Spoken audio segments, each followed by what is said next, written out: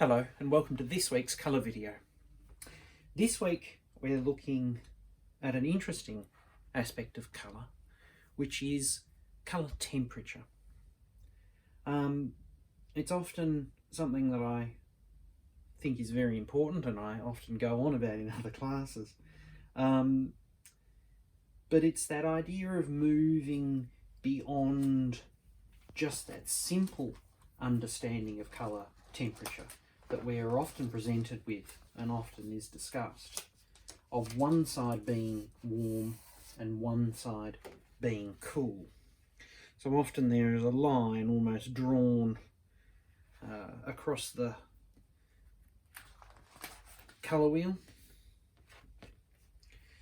like that. Oops, we'll turn that around like that, and almost that side being known as the warm side and this side the cool side of the colour wheel. Now, to a degree, that's true. Those colours tend to sit back, these colours tend to sit forward, but it locks us into some very narrow way of thinking if we just stick with that idea, and also poses problems in terms of if we're trying to represent naturalistic subject matters, like for instance a sunset, or in the case of if we're painting blue objects, how do we make those objects stand out and come forward if a cool colour like a blue recedes? To further our thinking is that we refer back to this chart that we did on the first day, and where I suggested those 4 yellows, those 4 reds and those 4 blues.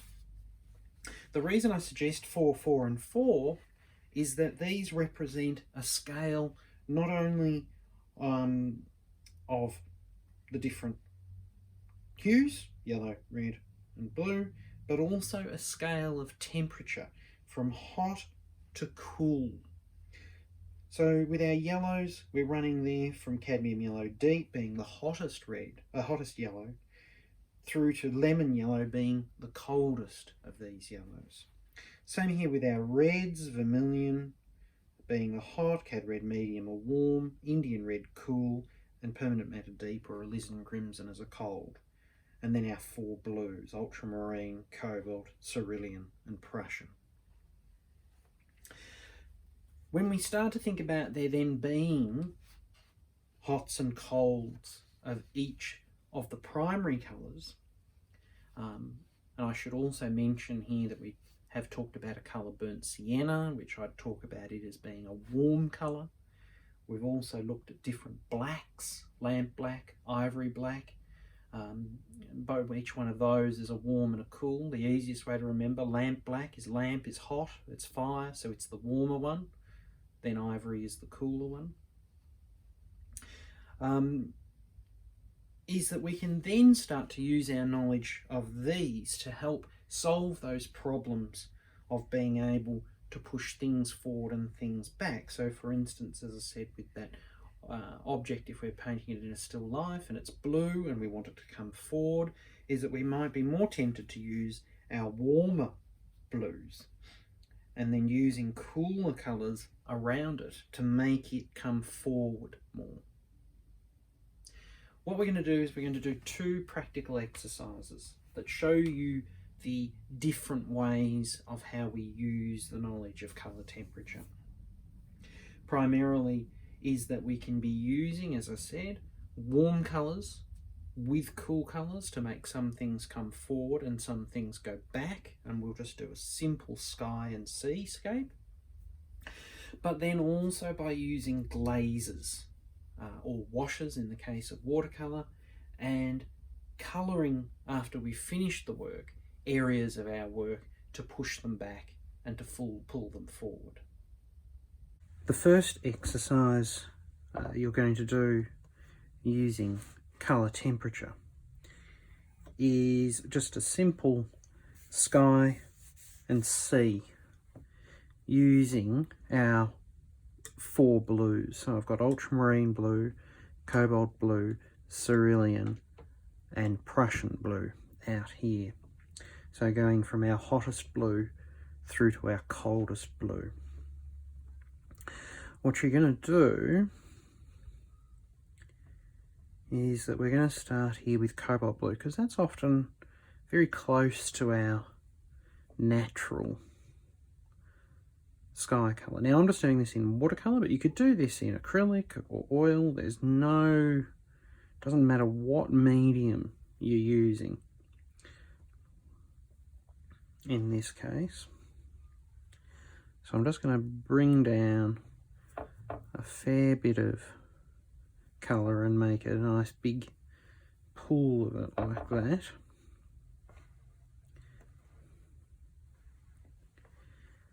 And then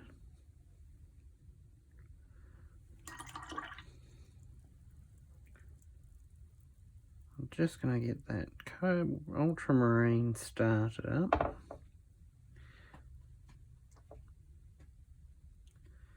And get it making a pool of colour over here to the side. And we're just going to add a little bit of cobalt to it, just to get a little bit of a transition from one to the other. So we've changed that cobalt blue slightly by adding, and it's got that French ultramarine in it.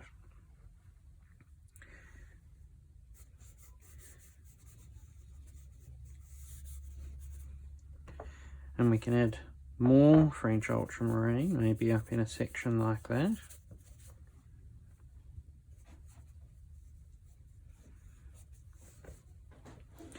And then we're going to wash that brush out and work into that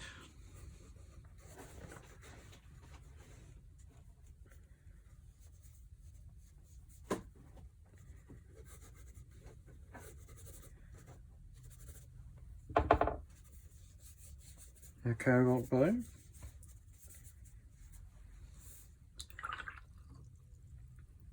And then work down into the cerulean blue. And again, just come in and bring a little bit of the cobalt blue into it, just so that it has a bit more of a gentle transition.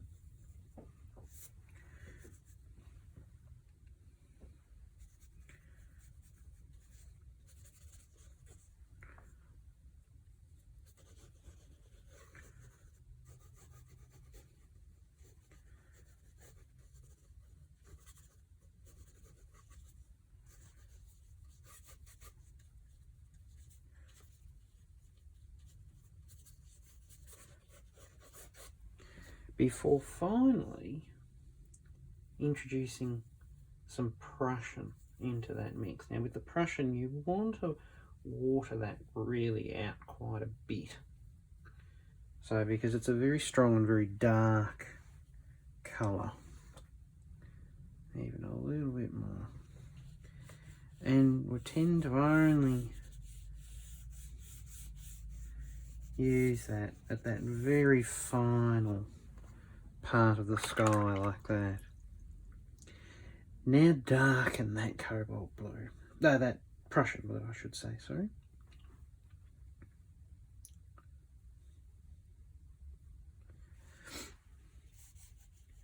And what we're going to do is we're going to just introduce a strip of that right along that horizon line.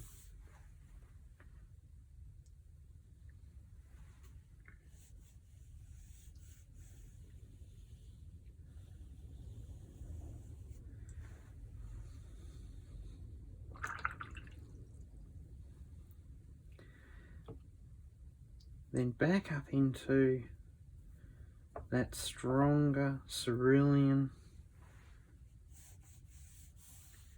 blue. And again, just a nice strip of that. Then up into our cobalt blue.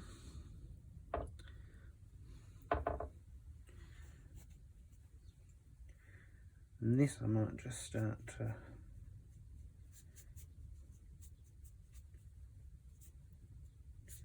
apply in a slightly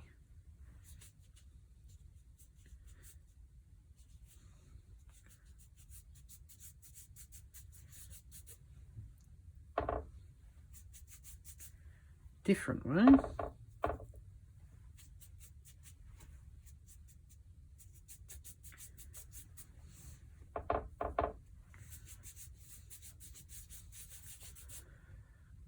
Before ending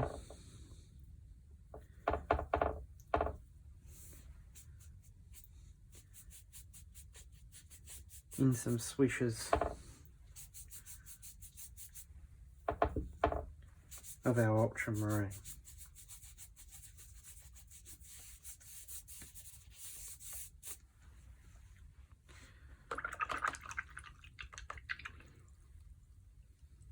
Now that's a very, very simple and probably oversimplifying it a little, but you can start to see just in that simple demonstration the effectiveness of those warmer colours through to the cooler colour, back here through to the warmer colour in the case of this as a seascape or something like that, in terms of that feeling as though the sky's coming up and over towards you, rather than just being like a blank sheet into the distance. And then conversely here, from the horizon being nice and cool and further away, warming up as it comes towards you.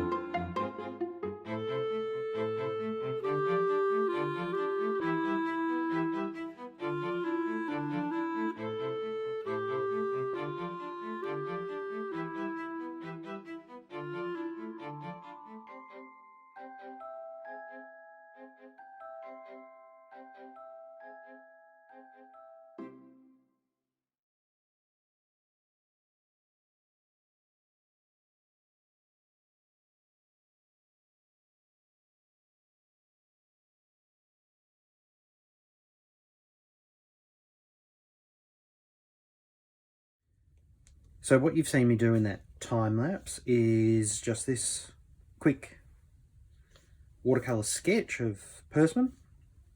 I didn't even worry about setting it up, I just drew the Persimmon from different angles, just a basic sketch, outlining it, and then washing it in with just some few colours, so like a cad yellow deep, vermilion, burnt sienna, ultramarine blue. Kept it pretty simple, just those few colours. So I haven't really worried about what's hot, what's cold in this case. It's more just about getting the painting down. What I did was thinking about though was working light to dark washes, building up to get those darks and things. So something like those scale practice exercises that we did in Draw, Paint and Print. Now what we're going to do though is we're going to start to think about colour temperature to help push and pull things around. So I'm just going to come back to some of these colours that I've already got, and it comes back to this kind of principle of that we've got to be thinking about our hot colours, cool colours, etc. But that almost like the old thinking again of one side of the colour wheel's hot, one side of the colour wheel's cold, is that if we want this group of fruit to stay together and still jump out, we're going to use a yellow, a red and a blue to work a wash over each of them. But we want one to stand out more than the other. So the one that we want to stand out more than the other, probably this one here, we're going to use yellow being the hottest of those colours. So we're going to use 3 warm or hot colours, in this case a hot or a warm yellow, a hot or a warm red and a hot or a warm blue, and that will have a sense of recession. That will still pull this one out, this one will start to go back and this one will go further back, but they'll still hang together because we're using all hot colours. If you wanted an even greater sense of depth, would be to go hot, warm, cold, or something like that, and that would really push that one back. But because we're working here with a background too, and that we want to do maybe a sense of recession through the background, is that then we'll also, I want to be having maybe a cooler blue here.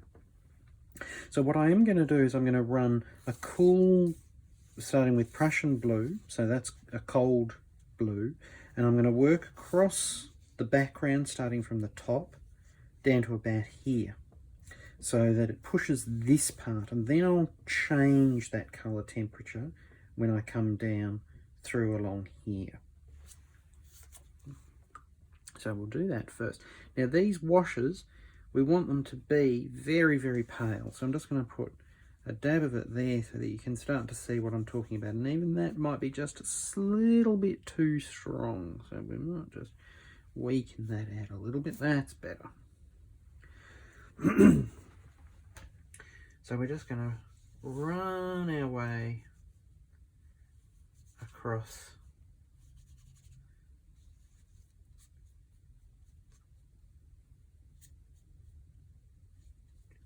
that to about there.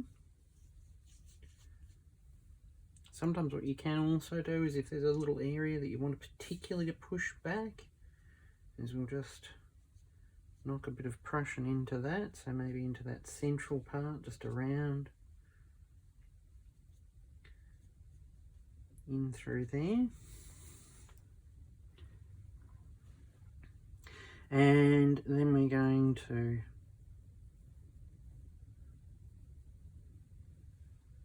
make a warm wash of the ultramarine blue.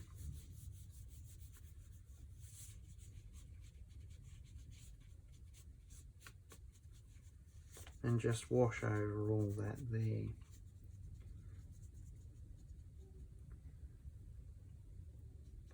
So it's starting to warm that up. Whilst we're there, we're also going to push that one there back.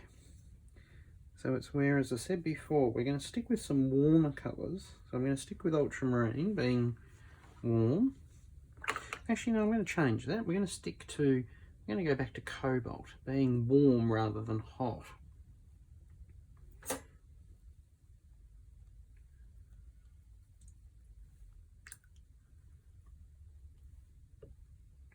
Now, working in watercolour, you've got to work very quick over these. You can't fiddle around. If you fiddle around, that's when you'll pick the colour up underneath.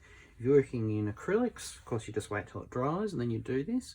And same with oils too. You do this once the whole painting was well and truly thoroughly dry. So we're just going to run over that like that. And that is starting to bleed a little. Not dry, I think. So we've put the blue wash over here. We're now going to put a red wash over this one there. So again, might not use, oh no, I'll use vermilion. I will use vermilion. Could use Cad Red too. Have I got it?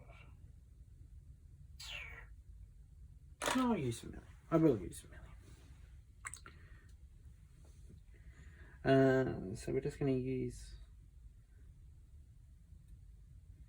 and again, always a good idea just to check it.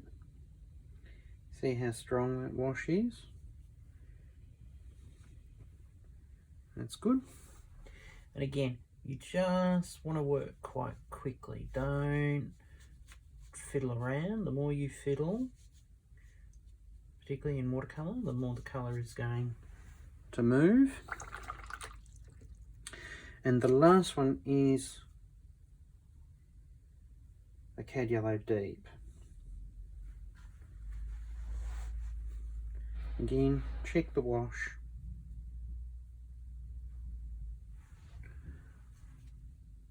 And I'm working over the whole thing in this case.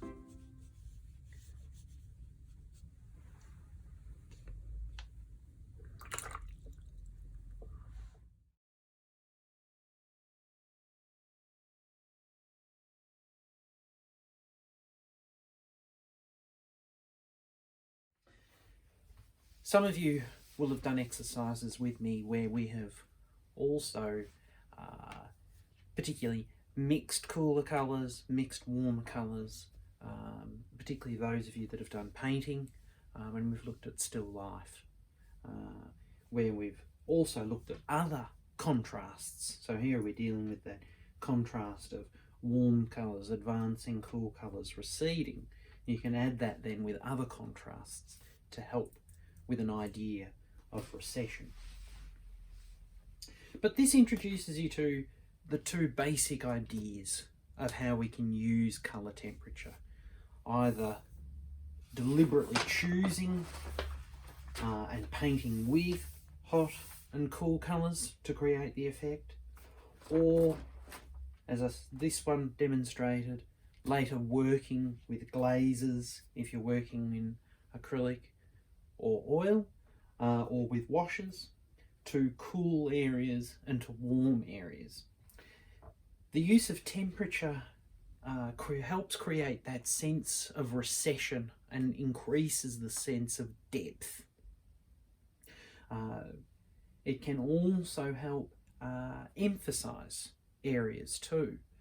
If we want something to be noticed, we can up the contrast, but we can also warm that area up.